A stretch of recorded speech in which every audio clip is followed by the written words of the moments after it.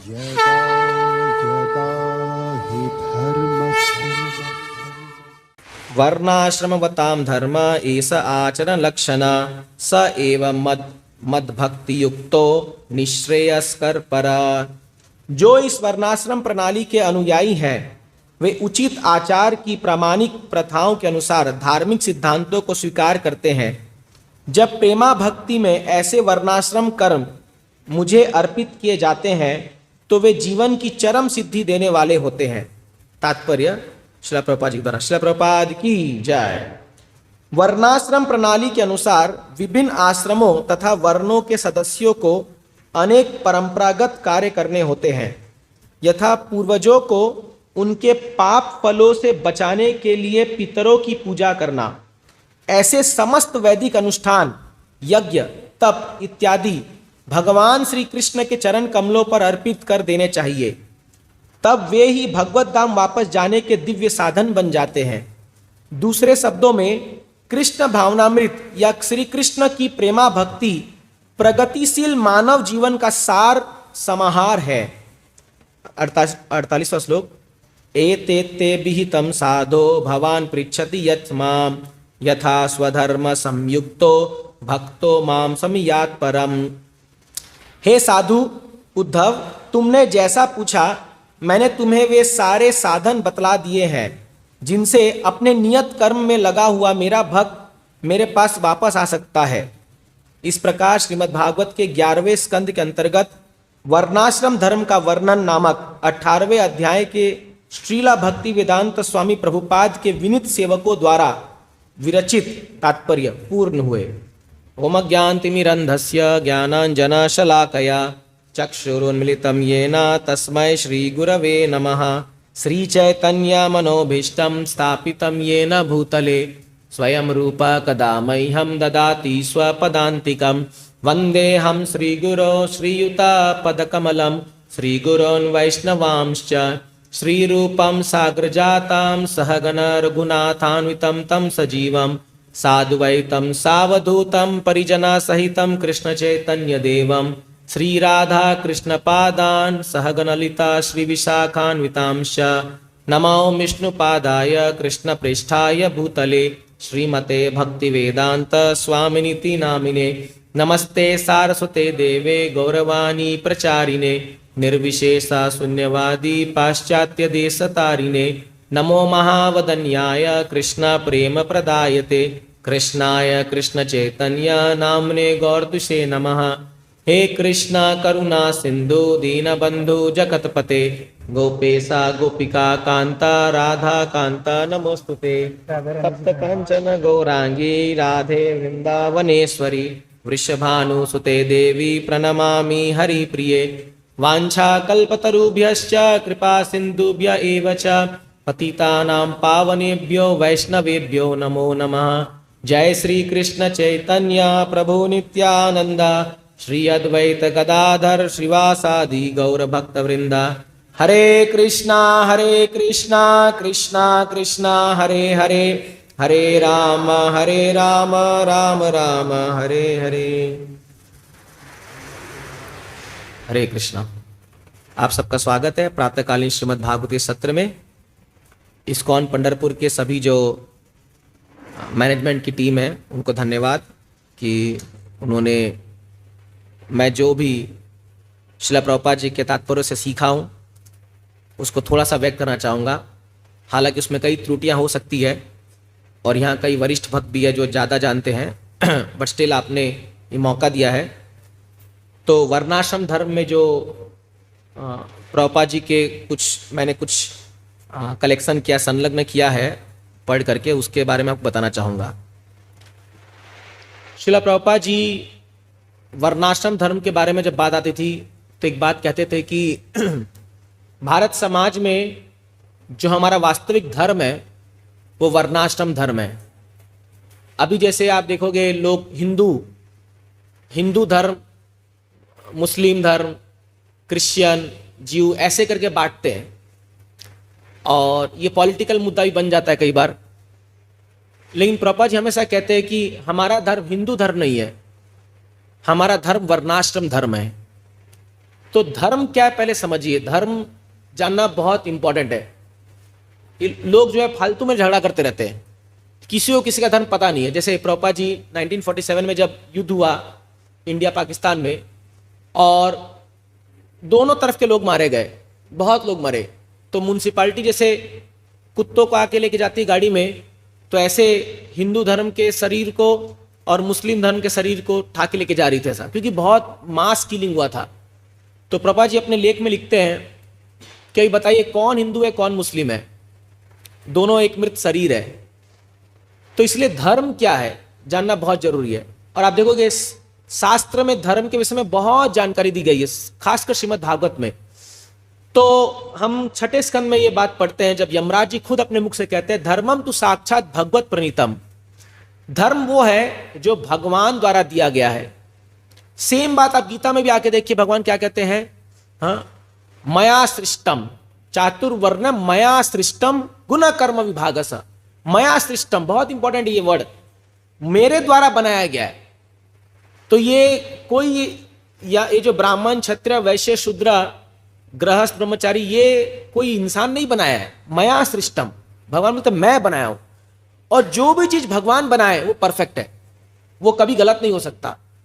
तो पहला तो हमको कन्विक्शन होना चाहिए कि जो भगवान बनाए हैं। इसलिए जब हम गीता पढ़ते हैं बार बार देखो प्रभुपाद जी बोलते हैं श्री भगवान उवाच, तो जो बात भगवान बोल रहे हैं वो कभी गलत नहीं हो सकती है, कभी गलत नहीं हो सकती है। भले लोगों को लगेगा हाँ ये तो कास्ट सिस्टम है, ये लोग कास्ट के नाम पर डिवाइड कर रहे हैं सोसाइटी को, बट वो मूर्ख है वो लोग, क्योंकि भगवान का बनाया हुआ है, गलत कैसे हो सकता है। तो अभी देखिए ये धर्म जो है एक्चुअली इसका मतलब है कॉन्स्टिट्यूशनल पोजीशन, एक संवैधानिक स्थिति एक जीवात्मा की। तो प्रभुपाद जी बार बार कहते थे जैसे नमक का धर्म क्या है, नमकीन होना, चीनी का धर्म क्या है, मीठा होना। तो वैसे ही हमारा वास्तविक धर्म क्या है, भगवान की सेवा करना, ये वास्तविक धर्म है। जैसे जब कोई हम जब ज्वाइन कर लिया आश्रम, तो कई लोग हम कहते अरे अभी क्या कर रहे हो, ये भगवान की सेवा करना इस उम्र में, इतने यंग एज में, तुम पागल हो गए हो, ये थोड़ी उम्र है। तो वास्तव में उनको पता नहीं है एक्चुअली यही करना है सबको, वास्तविक धर्म तो यही है। हम बाकी जो चीज कर रहे हैं वो सब प्रपंच है, वो सब जो है वो सब नाटक है दुनिया में। एक्चुअल पॉइंट है भगवान की सेवा करना, क्योंकि जीवात्मा की उत्पत्ति हुई है भगवान की सेवा करने के लिए, उत्पत्ति हुई है। जैसे एक माँ बाप अपने बच्चे को जब पैदा करते हैं, जन्म देते हैं, तो वो कोई माँ बाप ऐसा नहीं होगा जो ये सोच के जन्म देता होगा मुझे इससे कुछ नहीं चाहिए, अब पैदा होते ही जा भाई दान में दे दिया। कोई करता है ऐसा क्या? आपको एक माँ बाप देखो ऐसा, अनलेस उस पर कोई बहुत बड़ा फाइनेंशियल लोड होगा या होगा, तो कई बार ऐसे कुछ लोग दे देते हैं बच्चों को किसी और अमीर घर में, ऐसा वो बहुत रेयर केसेस है। बट इन जनरल कोई माँ बाप जब बच्चे को जन्म देते हैं तो उनकी भाव क्या होती है कि ये हमारी सेवा करेगा, बड़ा होकर के हमारा सहारा बनेगा, हाँ, और हम भी प्रेम का आदान प्रदान होगा, तभी जन्म देते हैं। अगर वो प्रेम का संबंध नहीं है तो बच्चा पैदा करने का कोई मतलब ही नहीं है फिर। तो आप सोचिए जब ये भौतिक स्थिति में इतना लागू है, तो जब भगवान हमको उत्पत्ति किए होंगे हमारी, तो वो ये सोचे होंगे कि ये जा करके मेरे को गाली बकेगा या मेरे को नकारेगा या मेरे से विमुख हो जाएगा, जा करके कुछ तो भौतिक जगत में कुछ तो उल्टा पुल्टा करेगा। भगवान यही सोचे होंगे ना, अरे ये तो अच्छा जीवात्मा मेरे साथ आदान प्रदान करेगा, हम प्रेम के साथ रहेंगे और बड़ा आनंद से हम लोग जो भी आगे का जीवन व्यापन होगा। बट जब एक जीवात्मा बहिर्मुख हो जाता है, कृष्णा बहिर्मुख जीव भोग वांछा करे, तो बहिर्मुख होकर के भोग वांछा करता है, तो वो जो अपना वास्तविक धर्म है उससे अलग हो जाता है। और जैसे वो धर्म से अलग हुआ तो उसको आइडेंटिटी क्राइसिस हो जाती है। जैसे अगर मान लीजिए आपने एक हलवा बनाया और आपने एक डब्बा में शुगर चीनी लिखा हुआ है और आपने डाला उसको, और हलवा बहुत ही खट्टा लग रहा है या नमकीन लग रहा है, तो आप बोलेगा अरे यार गजब है, मार्केट में चीनी के नाम पे नमक बेच रहे है कि नहीं है? तो मतलब उसका धर्म परिवर्तन हो गया, जो उसको मीठा लगना चाहिए था वो मीठा लग नहीं रहा है। तो वैसे ही अगर कोई जीवात्मा है, वो कोई भी हो, अगर वो जीवात्मा है तो उसका धर्म है कि भगवान की सेवा करना, और ये उससे कोई अलग नहीं कर सकता, कोई नहीं कर सकता। वो भूल गया अभी, वो बात अलग है, बट वो सेवा करना उसकी वृत्ति है, उसकी वृत्ति है। तो देखिए इस वर्णाश्रम धर्म में तो भगवान खुद इसके पहले अध्याय बताते हैं कि सतयुग में एक ही धर्म था, मतलब एक ही आश्रम था जिसको बोलते थे हंस। सब लोग परमहंस थे, मतलब सबको पता था कि हमको भगवान की सेवा करनी है, कोई सिखाने की दरकार नहीं थी। जब त्रेता युग आया तो भगवान के जो क्या बोलेंगे यूनिवर्सल फॉर्म, जो उनका जो रूप है विराट रूप से, ये 4 प्रकार के वर्ण का जन्म हुआ, ब्राह्मण क्षत्रिय वैश्य शूद्र। तो बताते ब्राह्मण उनके सिर से जन्म लिया भगवान के विराट रूप से, और क्षत्रिय जो है उनके बाहु से मतलब भुजाओं से, और वैश्य जो है उनके जांग से थाई से, और शूद्र उनके पांव से। ये 4 वर्ण जन्म लिए त्रेता युग में। और फिर धीरे धीरे ये जो वर्ण है ये एक मेंटालिटी है वास्तव में। तो भगवान बोलते गुण कर्म विभागसा, कोई जन्म से नहीं होता ब्राह्मण क्षत्रिय वैश्य शूद्र, ये एक मेंटालिटी है। फॉर एग्जाम्पल अभी एक मंदिर आप देख लीजिए, तो इस मंदिर में कुछ भक्त होंगे जो लोग बहुत बढ़िया पढ़ाई करके क्लास देते होंगे, बहुत बढ़िया, उनको शास्त्र बैठा दो 5-6 घंटा वो ऐसे ही बिता देंगे और पढ़ के बढ़िया क्लास दे देंगे आकर के। ब्राह्मण गुण है, क्योंकि पठन पाठन, पढ़ना और पढ़ाना ये उनका स्वाभाविक गुण है। कुछ भक्त होंगे जो लोग मैनेजमेंट में एकदम उस्ताद होंगे, अगर मंदिर क्लीन कराना है तो उनको पता है कैसे कराना है, हाँ एकदम एक्यूरेट टाइम पे चलेंगे और सब एकदम परफेक्ट सारा मैनेजमेंट होगा, वो क्षत्रिय है बाय डिफॉल्ट। कुछ भक्त होते हैं जिनको आप ये मैचलेस गिफ्ट काउंटर, पुस्तक वितरण, रेस्टोरेंट, ये समय पैसा बढ़िया कमा सकते हो लोग, बढ़िया प्रॉफिट कैसे लाना है।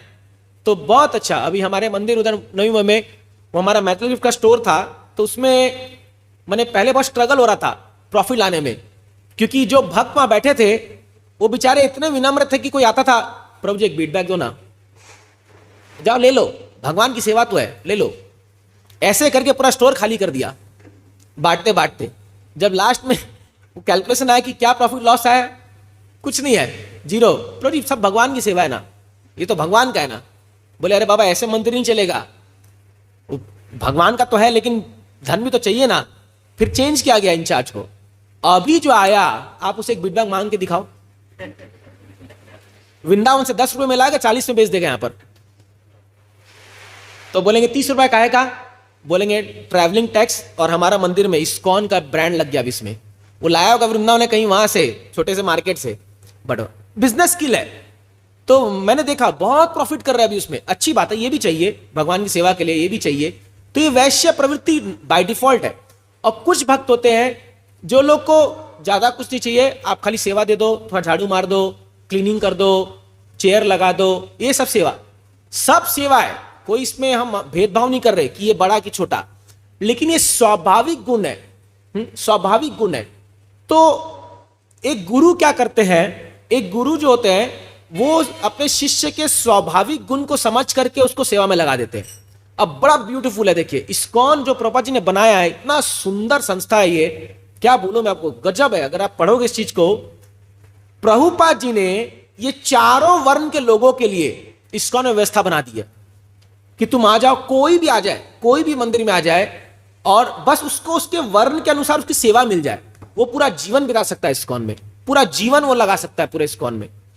यही तो इसलिए प्रभुपाद जी ने इस वर्णाश्रम को और एक ऊपर लेवल लेके गए, उन्होंने दैवी वर्णाश्रम बना दिया इसको।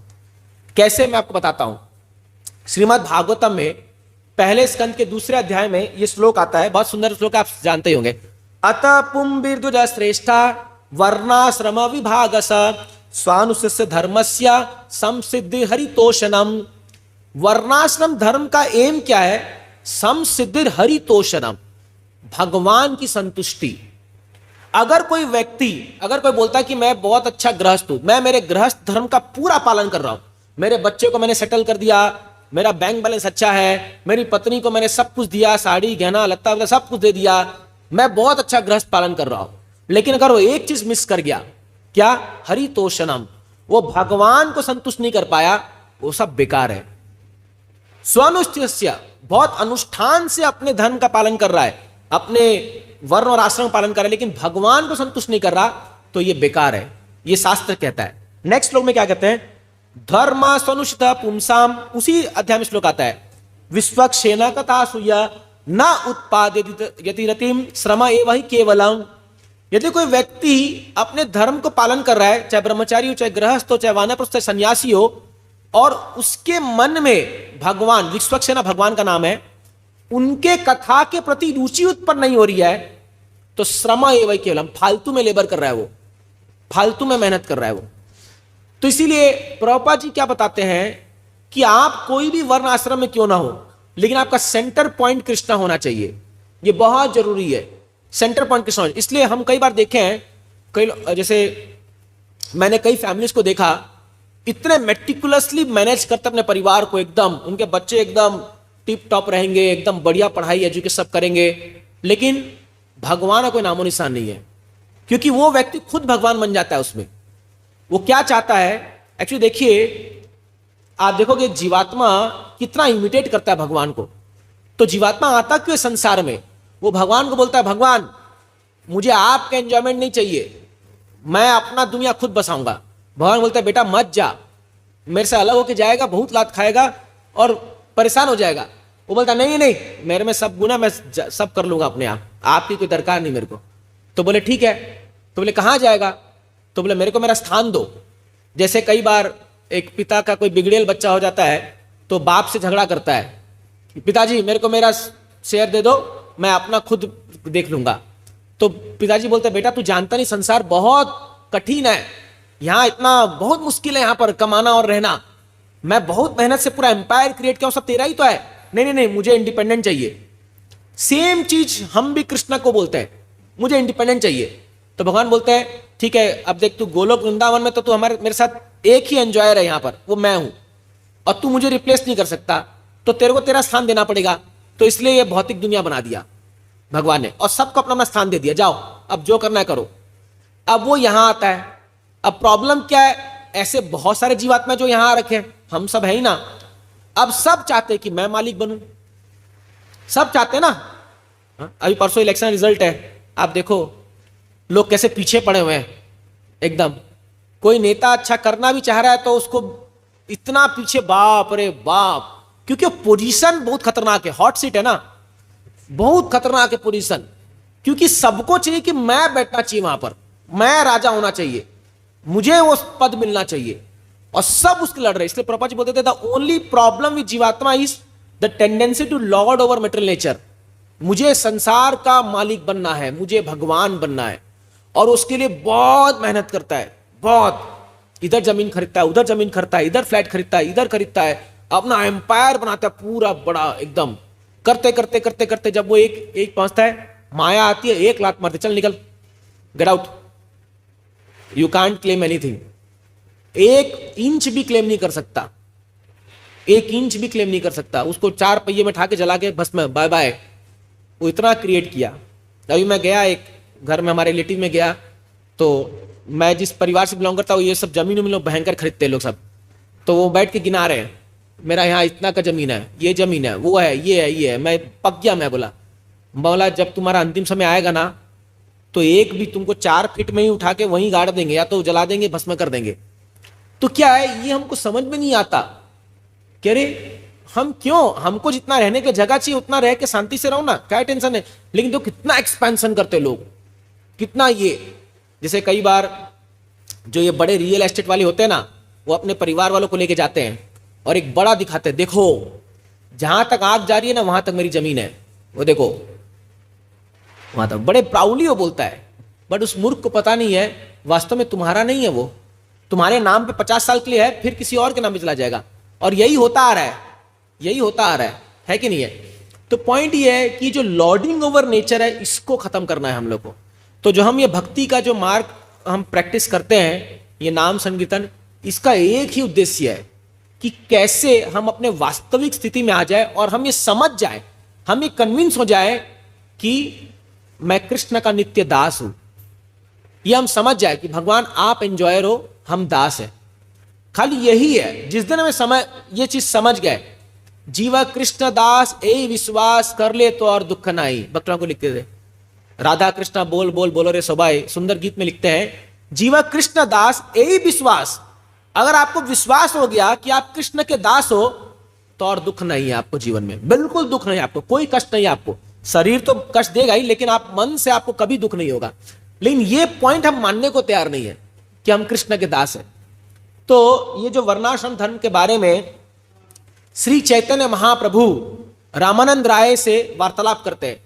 तो रामानंद राय से जब महाप्रभु मिलते हैं तो वो पूछते हैं, रामानंद बताओ इस धरातल पर या इस जगत में मनुष्य के लिए साधना क्या है और साध्य क्या है, क्या उसको प्रैक्टिस करना चाहिए और उसका गोल क्या होना चाहिए, बताओ। बहुत सुंदर संवाद है, बहुत लंबा है, लेकिन मैं इसमें से कुछ एक एसेंशियल पॉइंट लाना चाहता हूं। तो सबसे पहला चीज रामानंद ने यही बोला कि महाप्रभु, एक व्यक्ति को वर्णाश्रम धर्म को फॉलो करना चाहिए, उससे वो धीरे धीरे जो है भगवान तक पहुंच जाएगा। महाप्रभु बोले, यह भाई ये एक्सटर्नल है, हटाओ इसको। क्योंकि वर्णाश्रम धर्म फॉलो करने में प्रॉब्लम क्या है कि ब्राह्मण, क्षत्रिय, वैश्य, शूद्र अपने गुणों से काम करता है, तो ये भौतिक जगत में उसको लिप्त होना पड़ता है, तो ये अच्छा नहीं है। तो बोले और कहो, आगे कहो। तो रामानंद बोलते हैं, भगवान, व्यक्ति के लिए सर्वश्रेष्ठ उपाय क्या है? यद करोसि यद अस्नासि यद जुहासि ददाति यद। जो भी वो करे, जो भी वो खाए, जो भी काम करे, जो भी तपस्या करे, वो भगवान को अर्पण करे। मत कुरुष मदर्पणम, भगवान को अर्पण कर दे। महाप्रभु बोले, ये भाई है, ये भी बाहर है, ये और कुछ आगे कहो। फिर वो कहते हैं, भगवान, एक व्यक्ति, महाप्रभु, व्यक्ति को चाहिए सब धर्म को छोड़ो, सर्वधर्मान् परित्यज्य माम एकम शरणं व्रज, सब छोड़ करके भगवान की भक्ति में लग जाओ। मतलब मान लो कोई गृहस्थ है, सब छोड़ो, घर बार आओ, सीधा मंदिर आ जाओ, बैठ जाओ, भक्ति करो। उन्होंने कह दिया सर ये भी एक मार्ग है। महाप्रभु बोलते नहीं, ये भी सही नहीं है, आगे कहो और आगे बताओ। फिर वो कहते हैं, भगवान, एक व्यक्ति को शरीर के बारे में सोचना ही नहीं चाहिए, ब्रह्मभूत में स्थित होना चाहिए। ब्रह्मभूत प्रसन्न आत्मा न सोचती न कांक्षति समा सर्वेषु भूतेषु मद भक्ति लभते पराम। तो इस श्लोक कोट करते हैं, व्यक्ति को शरीर की चिंता छोड़ करके आत्मा के स्तर पे रहना चाहिए, ब्रह्मभूत में रहना चाहिए। महाप्रभु बोलते हैं, ये भी मजा नहीं आया, और कहो, आगे को आगे कहो।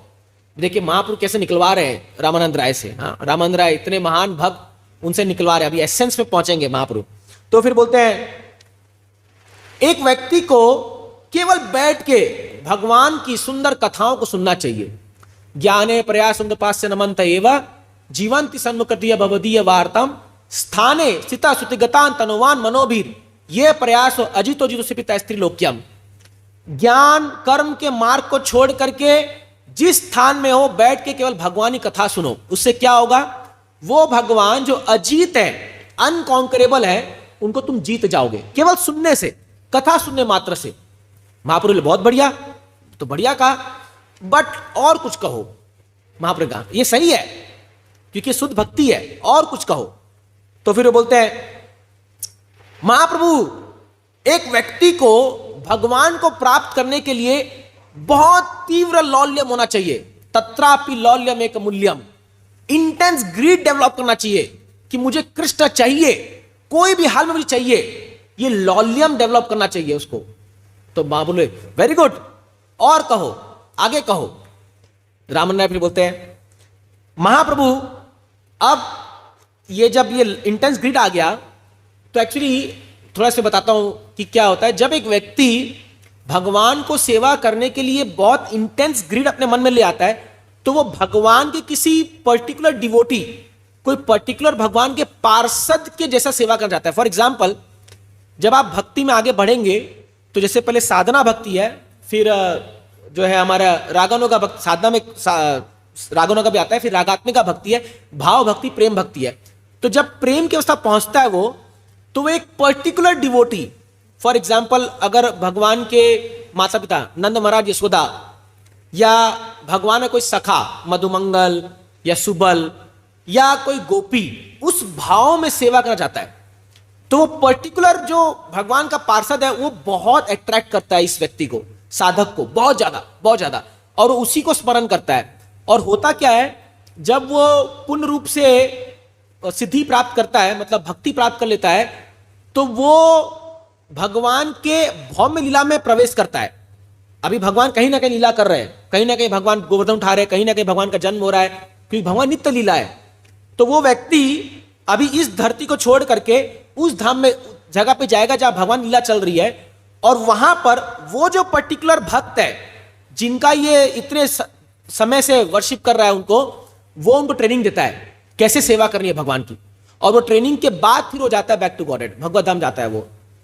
तो फिर रामानंद कहते हैं कि एक व्यक्ति को नंद महाराज जैसे पितृभाव में, पैटर्नल अफेक्शन में सेवा करना चाहिए भगवान का। बोले बहुत अच्छा है, आगे कहो। तो फिर वो पूरा पांचों रस का वर्णन करते हैं। फिर लास्ट में जब रामानंद राय कहते हैं, महाप्रभु बोलते हैं और कहो और कहो और कहो, तो बोलते हैं सबसे टॉप मोस्ट वर्शिप जो है वो है गोपियों का भगवान के प्रति। रम्या काज उपासना व्रजवधु वर्गे नया कल्पिता।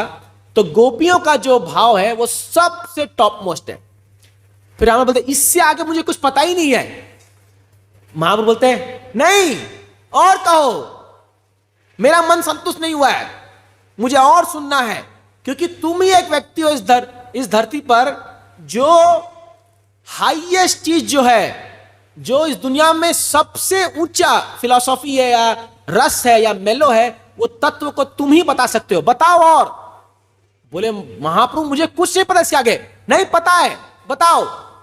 तो वो रामराय बोलते हैं कि देखिए मैं अब तक जो भी बोला ये आपकी ही कृपा से बोला, वास्तव में आप बोल रहे हो, मैं तो केवल मेरा मुंह आपने मेरा मुंह उधार में लिया है और आप बोल रहे हो ये।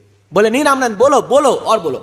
तब ये श्रीमती राधा रानी का गुणगान करते हैं, बोलते हैं गोपियों में भी सबसे सर्वश्रेष्ठ जो उपासना है वो श्रीमती राधा रानी ने किया है भगवान कृष्ण की।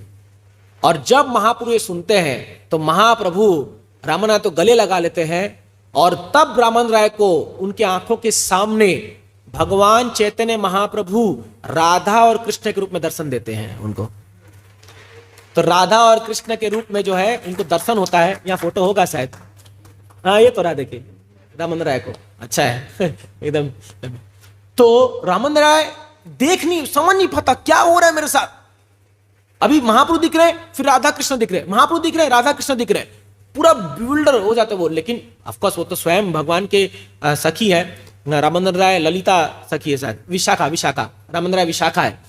तो रामानंद राय बोलते हैं महाप्रभु धन्य होगा हमारा जीवन, ये क्या आपका दुर्लभ इतना दर्शन, आप स्वयं राधा कृष्ण जो है साक्षात यहां आए हैं धरती पर। आप सोचिए वही चैतन्य महाप्रभु ने हम लोग को वो रस जो गोपियां लोग भगवान के साथ रासलीला में जो आनंद लेते हैं, गोलोकेरा प्रेम धना हरि नाम संकीर्तना, उस रस को महाप्रभु ने नाम संकीर्तन में उतार के दे दिया हम लोग को। सोचिए आप, तो आप इस धरती पर बैठे बैठे या खड़े होकर के भी जो है आप वो रस जो रासलीला में गोपियां अनुभव करती है भगवान के साथ, वो भी आप हम सब उस रस को चख सकते हैं नाम संकीर्तन कर करके। सोचिए ये है महाप्रभु की देन। इसीलिए चैतन्य महाप्रभु क्या कहा गया, नमो महावदन्याय कृष्ण प्रेम प्रदायते कृष्णाय कृष्ण चैतन्य नामने गौर तुसे नमः। महावदन्याय है, किसी को देखते नहीं है। अभी बताइए जब नाम संकीर्तन होता है हम पूछते हैं क्या आप कौन से जाति के हो भाई, आप कौन से धर्म से आए हो, या आप कौन से, कोई पूछता है क्या? कोई भी आके नाच सकता है, कोई भी, बल्कि ज्यादा नाचता है तो उसको और एनकरेज करते हैं, और नाचो मजा आ रहा है, उसको और डांस कराते हैं। तो देखिए क्या मूवमेंट है ये, और धन्य है श्रीला प्रभुपाद जिन्होंने चैतन्य महाप्रभु के इस मूवमेंट को इतने सुंदर तरीके से सिस्टमैटिक तरीके से बनाया है, जहां आज हजारों लाखों लोग आकर के ये टॉप मोस्ट रस जो इतना दुर्लभ है सुदुर्लभ है, उसको प्रभुपाद ने प्रकट कर दिया महाप्रभु की कृपा से इस इस्कॉन केंद्र में। आप सोचिए, वी आर सो फॉर्चुनेट, हम लोग कितने भाग्यशाली हैं कि हम ऐसे संस्था से जुड़े हैं जहां इस दुनिया का सबसे टॉप मोस्ट वस्तु मिल रहा है। बट दुर्भाग्य है कई बार लोग समझ नहीं पाते इस चीज को। इसीलिए क्या कहा गया है, कृष्ण वर्णम तुषा कृष्णम सांगोपांगास्त्र पार्षदम यज्ञ संकीर्तन प्राय यजंती सुमेधसा। बहुत इंपॉर्टेंट श्लोक है ये, सुमेधसा। मेधा मतलब इंटेलिजेंस, बुद्धि, सुमेधा मतलब टॉप मोस्ट इंटेलिजेंस। जो सबसे बुद्धिमान व्यक्ति है वही केवल इस संकीर्तन का महत्व समझ सकता है सबसे। अदरवाइज बाकी लोग तो सोचेंगे क्या चल रहा है ये दिन भर हरे कृष्णा करते रहते हो, क्या पागल टाइम नाचते रहते हो खाली।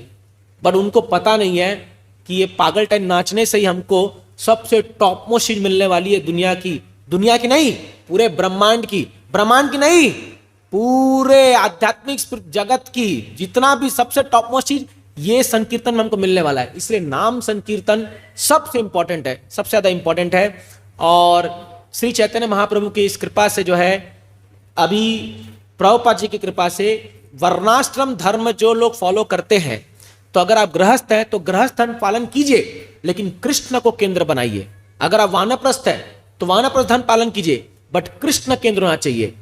लेकिन आपको पता, अभी कई लोग हैं जिनको कुछ पता नहीं है हम कौन से वर्ण है, कौन से कम ब्राह्मण क्या है, कुछ करने की दरकार नहीं है। जस्ट फॉलो श्रील प्रभुपाद जी ने हमको दिया 16 माला का जप करो, 4 नियम का पालन करो, इस्कॉन केंद्र में सेवा करो, बस दैट्स ऑल। पूरा जीवन हमको यही करना है। कोई भी एक इस्कॉन से जुड़ जाओ और लाइफ लॉन्ग हमको सेवा करना है भगवान की। चाहे मंदिर में रह के करो, चाहे मंदिर में बाहर रह के करो, वो डिपेंड नहीं करता, उसका कोई फर्क नहीं पड़ता, बट सेवा करनी है। इस्कॉन से जुड़े रहना है हम लोग को, कैसे भी करके, बस एंड तक इस्कॉन से जुड़े रहे। हमको भी गुरु महाराज परम जी गोपाल कृष्ण महाराज कई बार कहते थे हम लोगों की, उनका विल, अभी जब विल भी आया तो उसमें उन्होंने यही लिखा है कि मेरे जाने के बाद मेरे शिष्यों से मेरा यही अनुग्रह है, इस्कॉन ना छोड़े, वो इस्कॉन को छोड़े कहीं ना जाए। तो बस यही चीज को फॉलो करना है, जैसे भी जुड़े रहो। मैं बार बार अक्सर कहता हूं जब अन्य लेक्चर देता हूं कहीं पर, तो कि इस्कॉन वो ऐसी नाव है जो बैक टू गॉड जा रही है, और उसके नाविक, ये एक श्लोक भी है 11वें कैंटो में, तो प्रभुपाद जी उसके नाविक है, प्रभुपाद जी उसके कैप्टन है, वो लेके चल रहे नाव को। हमको इतना करना है, वो नाव में चढ़ जाना है बस। नाव के अंदर जो करना है करो, तोड़ो मोड़ो, जिसको करना है उछल कूद करो, जो करना है करो, खाओ पियो सो जाओ, जो भी करो, नाव से जंप मत मारो बस नीचे। अगर जंप नहीं मारेंगे हम लोग तो नाव तो जाएगी ना, वो तो जा रही है ना। तो ये इस्कॉन वो नाव के समान है, या ट्रेन मान लो, जो मानना है मान लो, ये जा रही है, बस इसमें जैसे भी करके जुड़े रहो। और टिल द लास्ट, जब हमारा अंतिम समय आएगा, अंते नारायण स्मृति अपने आप, क्योंकि इस्कॉन में आप रहोगे ना तो आपको बाय फोर्स कृष्ण को याद कराएंगे वो। अगर आप इस्कॉन में रहोगे तो आप बच नहीं सकते हो कृष्णा से। कोई सोचे कि मैं इस्कॉन में रह करके मैं कृष्ण को याद नहीं करूंगा, ऐसा हो ही नहीं सकता, क्योंकि यहां जहां भी जाओ कृष्णा है, कुछ भी करो कृष्णा है। आप रेस्टोरेंट में जाके डोसा भी खाओगे तो भी कृष्णा का नाम से होगा वो, तो सब चीज कृष्णा है। अभी तो कृष्णा भावनामृत संग है ये। तो इसीलिए हमारा एक ही ध्येय होना चाहिए कि let us be in ISKCON, बस इस्कॉन में जुड़े रहे, कोई भी सेवा। और यहां कोई जरूरी नहीं है कि हम बहुत बड़ा सेवा करें तभी हमको वो भगवत प्राप्ति होगी, कि हम बहुत बड़े बड़े मंदिर बनाएंगे, बड़ा प्रचार करेंगे, लाख लाख किताब बांटेंगे, ऐसा कुछ जरूरी नहीं है। छोटी सी सेवा भी अगर आप करोगे ना, एक चीज याद रखिए, Krishna is a grateful master, बड़े कृतज्ञ हैं भगवान। थोड़ी सी सेवा करने से भगवान बहुत खुश हो जाते हैं। तो छोटा मोटा कोई सेवा कर रहे हैं, कोई चरणामृत बांट रहा है, कोई चटाई बिछा रहा है, कोई झाड़ू मार रहा है, कोई फूल का हार बना रहा है, छोटी सी सेवा भी हम करेंगे ना, आप देखोगे इसका इतना लाभ है कि आप यकीन नहीं मान सकते कि हमको चरम सिद्धि तक लेके जाएगा, ये भगवत प्राप्ति करा सकता है ये। तो इसीलिए मेरा एक छोटे से अनुभव से थोड़ा सा मैंने यहाँ बताने का आपको प्रयास किया। ये वर्णाश्रम धर्म का जो गोल है वो है भगवान को संतुष्टि करना, भगवान को प्रसन्न करना, और भगवान बोलते हैं ऐसा कोई फॉलो करेगा तो अंततः वो मुझे प्राप्त करेगा, और यही हमारा अल्टीमेट गोल ऑफ लाइफ है। Thank you very much. Hare Krishna. कोई प्रश्न है किसी का या कुछ कमेंट्स? प्रभु जी बैठे हैं यहाँ पर, अगर आप लोग कुछ इसमें जोड़ना चाहते हैं तो माफ कीजिएगा, मैं अगर इस श्लोक को ठीक से जस्टिफाई नहीं कर पाया तो जो मैंने जो आज सुबह प्रिपेयर किया उस पर थोड़ा बताया। प्रभु जी आप कुछ कहना चाहते हैं? ओके, कोई प्रश्न किसी का है? फाइन, तो बहुत बहुत धन्यवाद। इस्कॉन नवी मुंबई के हम समर्पण ग्रुप जो यहाँ आए, लगभग 60-65 भक्त आए, तो हम बहुत बहुत धन्यवाद देना चाहते हैं इस्कॉन पंढरपुर के सभी व्यवस्थापक को और सभी डिवोटीज को, जिन लोग ने हमें यहाँ आश्रय दिया। और ये हमारा जो ट्रिप था एक बहुत ही अनफॉरगेटेबल एक्सपीरियंस है, और खासकर आप लोग इतनी बड़ी सेवा करें। आप सब धामवासी हैं, हम तो फिर भी मुंबई के शहर में रहते हैं, माया के बीच में बैठे हुए हैं, हाँ, माया से झापड़ भी खाते रहते हैं कई बार, बट आप लोग धामवासी हैं, आप धाम में भगवान की सेवा कर रहे हैं, तो आप बड़े भाग्यशाली हैं। पर मुझे लोकनाथ महाराज ने ये भव्य मंदिर यहाँ बना रहे हैं, तो मैं कल सोच रहा था कि अभी हो सकता है आने वाले समय में लोग पंढरपुर, विट्ठल जी तो हैं ही, लेकिन उससे ज़्यादा इस्कॉन देखने आएंगे। तो इतना सुंदर महाराज ये मंदिर बना रहे हैं। और प्रभुपाद घाट जो उन्होंने बनाया वो क्या अद्भुत बनाया। मैं बहुत सुना था लेकिन पहली बार पहले हम आए हैं लेकिन उस समय बना नहीं था ये। तो इतना सुंदर प्रभुपाद घाट, कल हम वहाँ बैठे कीर्तन कर रहे थे, पांडुरंग विठल प्रभु भी साथ में थे, तो इतना जो अनुभव था वो मतलब आउट ऑफ द वर्ल्ड था। तो आप सभी भक्तों का बहुत बहुत धन्यवाद, आप लोग ने हमें यहाँ आश्रय दिया और यहाँ प्रसाद भी हमने पाया। सभी भक्त बहुत खुश है यहाँ से और वो चाहते हैं कि हम बार बार आए। अगर इस दौरान हमसे कुछ भूल हो गई होगी या हमसे जाने जाने में कुछ दुर्व्यवहार हो गया होगा तो हमें माफ़ कीजिएगा। और हम ये मेमोरीज को अपने साथ लेके जा रहे हैं Mumbai. Thank you so much. Hare Krishna Krishna Krishna Krishna Hare Hare, Hare Ram Ram Ram Hare Hare. ग्रंथराज श्रीमद् भागवत महापुराण की, श्रील प्रभुपाद की, ताई गौर प्रेमानंदे। हरि हरि बोल।